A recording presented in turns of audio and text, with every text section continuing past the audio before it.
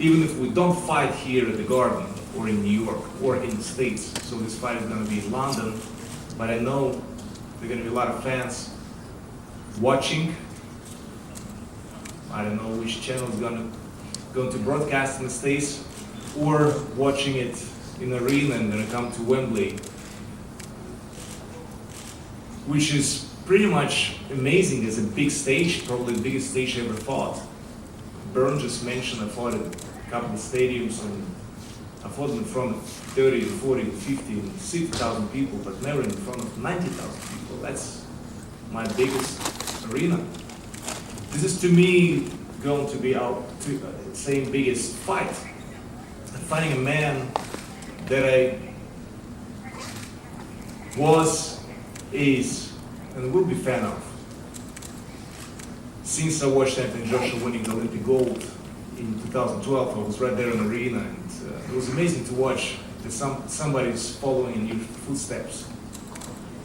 We had plenty of rounds during sparring sessions 2014 when Anthony was my sparring partner for my fight against Kubrat Pulev. I believe this man has a lot of skills. And as Eddie said, you know, he's going to be the biggest star in boxing. Maybe yes, maybe not. I hope you made enough plans also to fight Wilder past me or other opponents. So I understand the plans and understand the ambitious, and it's good to be young and ambitious. In this case, I'm talking both about you, about Anthony and Eddie. And I believe that this fight is magnetizing audience, because there's a lot of questions. And I just talked to a couple of you guys, and you asked me questions like, so how's that gonna be? Is it too early for Anthony? Is it too late for you? There's a lot of questions that I've heard. How Anthony is gonna handle it, how he's gonna handle somebody that is not afraid or have any fear staying in the ring. How is he going to handle if he's going to fight a pace that he is not controlling? How is he going to feel if he needs to fight, go backwards? How is he going to feel if he's going to get hit again and again, and again and again, and again? So all these questions, how I'm going to handle it. Still I got it, or is it too late? All those questions are going to be answered on April 29th at Wembley Stadium. I'm looking forward to this challenge. I have my goal to become three-time world champion. My motivation is high as the sky. My allies and my team, because there were a lot of questions, why did I lose those titles? Maybe somebody in the family, the team, there's like always some names were brought up, maybe it's not good, or your coach is too young, or your physiotherapist is not good, or whatever. No, everything is going to remain the same, just the end of the fight will be different, and I strongly believe in it. I am, and I repeat it one more time, this word, obsessed with my goal to become three-time world champion. An obsession means love. I live in love. And I know how serious my opposition is, and I'm happy to give to the fans that have great patience seeing me back in the ring again. Ladies and gentlemen, I will not lose too many words here. I just want to tell you, buckle up in the front of the TVs, because you're going to be really emotional, or at the seats at the Wembley Stadium. Just watch it. And it's going to be an amazing event and a great fight. Obviously, I will need to pass the word to the champ. Now I'm a challenger.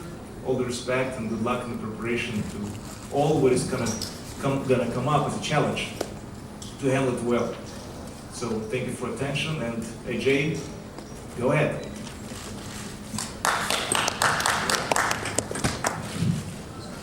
very much. Feeling the jet lag a bit, so excuse me if I'm lost for words, but first and foremost... Did I put you asleep already? No. It's interesting. It's interesting because this now is all about the mind games. No, this is not mind games. It's all about the mind. It's all about the mind. But as we know, I'm a man who likes to perform. The obsession has always been there for me and far beyond boxing. But it starts with self. Boxing is a representation of who I am. But when you look beyond that, a man who is disciplined, determined and obsessed with life in general, becoming a better person, will always reflect in what he represents. So that's where my obsession lies, is within myself. And it is that journey, that young lion that's ambitious and wants to take on the world. And anyone that's coming up, I'll always look at that person and say, you know, I've got a lot of time and respect for that person, because they can create their own destiny. Why I mention destiny is because I feel the questions are, as you said, is it too soon? What type of audience have you fought in front of before, and what type of opponents have you faced? Is it too soon? But I feel whatever occasion I've been put in front of in my early stages of my career, I've always overcome. And people say, how do you feel about fighting in front of 90,000 people? Could you ever picture it? And I say, no, it's not that I couldn't picture it, but I don't think God would ever put me in a position that I couldn't handle. So I'm here for a reason, and I'll handle business the same way I've been handling business. And even though we're in front of 90,000 people and the world watches, the objective still remains the same, and that's to be victorious. Anthony, there's obviously a great deal of respect between you and Wladimir. We saw last week with Carl Frampton and Leo Santa Cruz that you can have that outside of the ring and then go to war inside it. You're of the same sort of philosophy, that's how you're conducting your business? Yeah, most definitely. It's hard because people say, oh, you're coming to a different market now. You're in the States, man. You got to have a bit of swagger. You got to go back to the roots and do this. And I say, you know what, you're right. I want to capture the audience of the people. But then I look back at myself when I look in the mirror and I say, what's got me here? And that's being true to myself. So for sure, I would love to capture the attention of the audience. But love me or hate me, I think it's always important to be true to yourself, and that's what's important for me. As a representation of myself and what I do, yeah, I'll be happy to look in the mirror and just say, you know what, I've done my part for boxing, I'm doing my part for who I am and my style. And what does it mean to you to be in front of the US media here in New York? I know you won't want to look past April the 29th, but obviously to make it in America and bigger fights, if there are bigger than 90,000 at Wembley against Wladimir Klitschko down the line, you'd obviously love to come here, wouldn't you? Yeah, it's the mecca of boxing. It's the mecca of boxing, and this is where I think naturally you gravitate towards in America. But it's unbelievable being here, but I never try to put too much emphasis on I need to get to America, or I need to get to Africa, or I need to get to the Asian market. What I need to do is win. And when that happens, naturally you gravitate to all these beautiful places where boxing can take you. So it is great, and I'm so honored that everyone's come out. And I've been to America when I was younger. I went to Vegas when I was 19 to fight, and I didn't get to see anything because I was obviously too young. And this is my second time here, and it's a pleasure. But without winning, I wouldn't be here. So that's why I always say winning is important, not so much how am I going to capture the audience and what are my targets when I'm here. Without winning, none of this is possible. So I always withdraw back to keeping it calm and focusing on making it simple and what's important for me. Wladimir keeps mentioning the word obsession. Is that something that you just relate to hugely? It is obsessive for you to win this fight and to continue your rise and your journey that you always talk about, the fact that, you know, it's one thing after the next. Yeah, as I said, it's about myself. It's about myself. The same elbow grease that I used in 2016 won't get me through 2017. You know, the same training methods I used in 2016 only led me to defeat the opponents that I took on in 2016. This is a new year for me. So for sure, that obsession is still burning, and I don't think it will stop. Because as I said before, I'm a representation of boxing. Who I am is an ambitious person, deep, in tune with myself. They always say, know thyself. And I'm definitely in tune with who I am and what I'm trying to achieve in this short life I have. So and that will reflect out in boxing. So 2017 shall be the new and improved me, not for any particular reason, because I can't tell you, oh, I'm going to do this, I'm going to do that, but just the way I am in tune with myself, but for sure will be new and improved. Thanks, Anthony. Let's open it up and hear some questions from all of our American friends, and many of us here today. It's great to see you all. What a terrific turnout. Who wants to ask the first one? Question for Anthony. This is Mike Hoppinger from USA Today. Considering your opposition so far, do you feel that this could be too much too soon with the Klitschko fight, or do you feel it's just right? I think it's just right. When I look back and people say to me, like in my 5th fight, when you're going to fight Klitschko or Fury or Wilder, because these guys have been pro for so many years, I thought maybe Klitschko wouldn't be here, so I'd always distance myself from that. But I would always say, give me 3 years. Give me 3 years, and I've been in the game 3 years now. So it's like I had that vision before I got here. So for sure, it may seem soon to people, but it's like for me, it's like an Olympic part, the 4-year gap. So 2013 to 2017 has been my next Olympic cycle. So this is maybe my gold medal fight once again. So no problem at all. I'm just going through that same Olympic cycle, the same 4-year period that we go through to fight for a championship. And yeah, I've had 19 fights, we've been on the road, and it doesn't seem a lot, but from what I've learned through fighting, sparring, and as a person, I throw all these different things into the mix, and yeah, it should prepare me for all these things when I step in the ring. Because fighting isn't just about, one-on-one in the ring. As you said, there's mind games, there's the crowd you've got to deal with, there's things that go on in your personal life away from training. So I've learned how to deal with these things and manage these things, and I should be in a really good place come April 29th. AJ, I'm not playing any mind games. I don't know why is it always a topic. Seriously, I'm like the truth, the naked truth. There is no mind game. But I just want to add to what you said and actually asked. I think it's a perfect timing for both of us. In 3 years, he's going to be too good, and I'm going to be too old maybe. But this is the time, and we just got it in the right time. And it's definitely a signature fight for boxing, period, because I love that we're sitting here and we can have a healthy and normal conversation with each other. In this crazy world, with all the wars and all the controversies and all of that, it's amazing to see such a competitive sport as boxing, where actually we will demolish each other in the ring afterwards, but we're respectful to each other, respectful to the sport and to the fans, and you know what? It pays off. It pays off because that's going to polish this amazing sweet science. Thank you. Question for Wladimir. This is Michael Woods writing for Everlasting Ring. Welcome everyone, thanks for coming, appreciate it. Wladimir, we say for the fans there is a question of what's going to happen. Is it too early for Mr. Joshua? Is it too late for you? I'm wondering in your own mind right now on paper, how certain are you that you have enough left to beat Mr. Joshua, or will it question only be answered in the ring that night? You didn't listen to me. I just said it's perfect time. It's perfect. Because in 3 years I'll be too old, probably, and Anthony's going to be too good. So it's equal. It's perfect. The timing is right.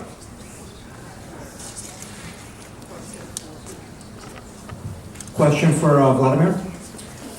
Bernd mentioned in the beginning of the press conference last year was not a good year, so cancellations. What kind of vindication is that your comeback fight is on such a huge scale?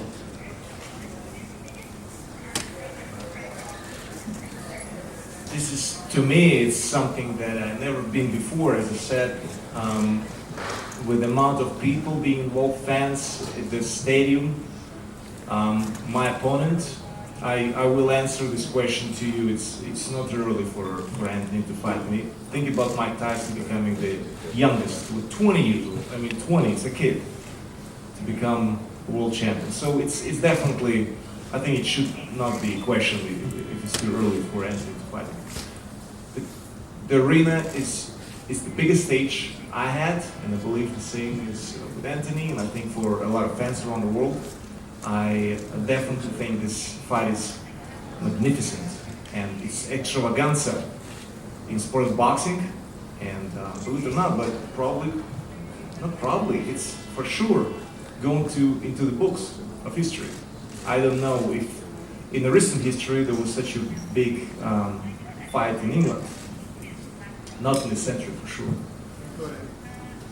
So it's all exciting, and it's all historical, and it's great, and I as a fan really excited about it, to see two Olympic champions fight each other. I've been fighting Olympic champions, maybe it's Atlantic City,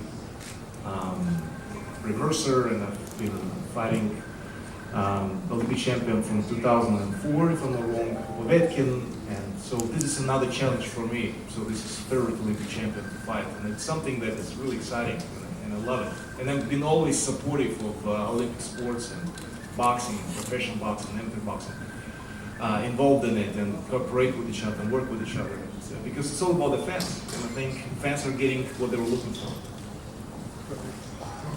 Hi, Eddie Goldman from No Holds Barred. Question for both Wladimir and Anthony. Wladimir, in your last fight with Tyson Fury, I know you were disappointed, and you said numerous times that you felt like you made a mistake. Can you explain exactly what that was? And also for Anthony, what did you take from Vladimir's last fight with Tyson Fury that you can apply to your fight? Thank you. I'm probably, it doesn't make sense to talk about the past. Whatever was done is done, and it's good. I believe it's good that I lost, because I do look different to things and to my motivation as well, because health and motivation is two important issues to me to continue fighting and standing in the ring. Nothing else but health and motivation. So I'm highly motivated, and thank God I have enough health to perform and be ready. Even going to be 41 on April 29th, but that's really doesn't matter. So I'm looking forward to this challenge, and I'm not looking to the past, and whatever the past brought to me, experience and motivation works for me today. Thanks. Question, Gareth Davis. AJ. Sorry, Go ahead. sorry, AJ. Yeah, all I can really take from it, if I'm honest with you, is that I'm going to face probably the best Wladimir Klitschko since that fight. Due to the fact that through people's failures, sometimes it becomes their greatest success. So what you got wrong, you can really look at. Or maybe it was just a fluke. Whatever you got wrong, you can really look at and get right. And I said, it will be the best Klitschko. So it's good for me. So I won't be complacent. I'll sleep about the fight. I'll wake up about the fight. So when the fight comes and I do what I have to do in routine, to the ordinary eye, it will look as if AJ's just done what he does normally, but they won't know the due diligence I've put into winning this fight due to the fact that I know I'll be facing the best Wladimir Klitschko.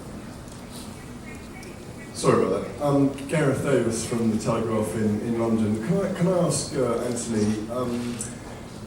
Obviously, it's about conquering individuals for you, but just to kind of explain a little bit more. You know, you're here in New York. How important is it for you to conquer different markets as well? Because, you know, without being rude to Wladimir, he didn't ever really conquer the American market, if you like, as perhaps he'd like to have done. And, you know, heavyweights from Europe haven't conquered the US market for a long time in that sense. And there seems to be a thing for British boxers or European boxers that if they're successful in America, they've actually genuinely become globally successful. How important is that to you in being here today and doing that? Maybe it's not meant to be. But what I see at the minute is that a lot of American fighters are happy to travel to UK as well. So there's a bit of a mix for sure. The market industry is always good for people who I work with in PR, management, marketing. That's great. They have all the strategies about different markets and so on. But as you said, when I strip all that away, I'm a fighter. And winning takes you to these places. And if my career is meant to be based in Great Britain or America or these other territories, then so be it. But as I said, when you strip it all away, no matter where you are, the ring remains the same and the result remains the same. So it is great to tap into these markets, but I think it's better for the people who do the brand management and the market strategy.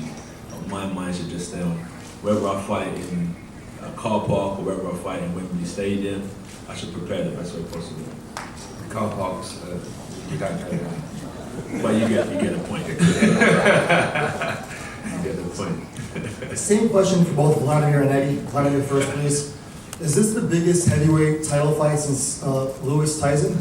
And if not, what would you put ahead of this? It's tough to say if it's the biggest. Let us make the fight first, and then we'll see how it goes. And probably it's tough to judge. I will speak for myself. It's tough to judge. Is it bigger, or that means I'm probably gonna disrespect Tyson Lewis fight if I'm gonna say this is bigger.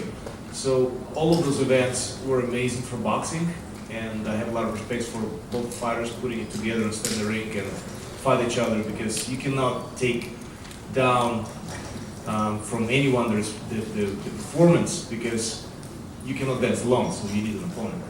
So that was a great match, and I was there observing it, and I was at the arena for that fight. So let us make the fight, and then you guys actually gonna say, was it the same or was it better? So that's probably judgment from the critiques and the press and the fans. Yeah, I should have said, Frank, is it the biggest, since then? There haven't really been a lot of big heavyweight fights. Yeah, I think I can only give you the stats, which the stats are when I have to thank the Mayor of London as well, actually. We sold 85,000 tickets, and he was kind enough to speak to the transport networks, put on extra trains and transportation for the public to increase that to 90,000. It's the biggest post-war crowd ever in Britain. But I think to give you an idea, when the final ticket was sold, the 84,999, there was 36,000 people remaining in the online queue to purchase tickets. So quite simply, in relation to the averages, we could have sold out Wembley Stadium twice without any problem at all. So in that respect, this is by far the biggest fight ever to take place in Great Britain. And I believe the fascination that will resonate with fans around the world will mean this is the biggest heavyweight fight for some time. And I can also add to what Eddie said, to give you an idea, the fight, and I think this fight is way bigger than the fight between Wladimir and David Hay, at over 16 million viewers, only in Germany. 16 million. Yeah, and I think that tells you a little bit about the magnitude of great fights in Europe, and I think we're also expecting great things on the pay-per-view basis in England. So all over, it's a fantastic fight. And also our international marketer, IMG, already told us this is by far the biggest boxing fight they have marketed. And this is the biggest sports marketing agency in the world, as you guys know. Just a quick follow-up for both you and Eddie. It's also been a really long time since there was a great high-profile heavyweight championship fight in the ring. So I think maybe the last one was Wladimir Klitschko versus Lennox Lewis. Can this fight deliver that? In terms of the fight, in terms of the numbers. In terms of the action in the ring. Yeah, I believe so. I mean, you just got to watch Anthony Joshua's showreel. He doesn't. He likes to entertain. He likes to let his hands go, and he has incredible speed and power. Wladimir Klitschko knows what he's doing, and he's been around a long time. It's a fascinating matchup. That's what it is. It's not two guys who are 19-0, 20-0. It's one guy who many see as the future of worldwide boxing and the star of the heavyweight division against a legend of the heavyweight division who's dominated for years and years and years. And I think the action, you will never see a dull Anthony Joshua fight. Simple as that. And it doesn't matter who's in the other corner. You will just not see one. I think there's a nice quote by Herb Brooks. You all know the late, great hockey coach. He said, "Great moments are born out of great opportunities." And this is the fight for it. Question for Anthony. Whether or not Vladimir's playing mind games is really irrelevant, right? I mean, this is a mental game and a mental sport, and you need to have your mind right. How do you approach, which is essentially for you a home game, right? And say it's a home boxing match. So mind-wise, how do you prepare yourself when you're fighting in front of your home fans? How does one prepare themselves? It's like what we're doing now. We're talking about the fight for months. This fight has been spoken about, so naturally it's on your mind, so you're preparing for these things. Have you ever fought in front of 90,000 people? So you actually start saying to yourself, how will I deal with 90,000 people? So you mentally start preparing yourself. And that's the way you do it mentally, really. As you said, it is a mind game, but it is a mental game for sure. Because athletes train the neck down, phenomenal. Every athlete's fit, but it's from the neck up what separates people. So for sure, that's why you have to be well in tune with what's going on up there. He said dealing with the pressures and so on and so forth. Naturally, you know, you fine tune yourself on how you're going to deal with the fight as it approaches, and you step into the ring, and naturally things just happen. Things will just happen naturally in that ring, and that's the best way I have to say I'll do it mentally, is let things happen naturally. Because over the last few months or a year or so, naturally I've been absorbing the information and listening to people talk, and I'm just dissecting it the best way possible, and it will all come out. I'm able to, And I think we're... Yeah. Okay, we're going to pose for some photos. If you guys come up, but April the 29th at Wembley, 90,000 people.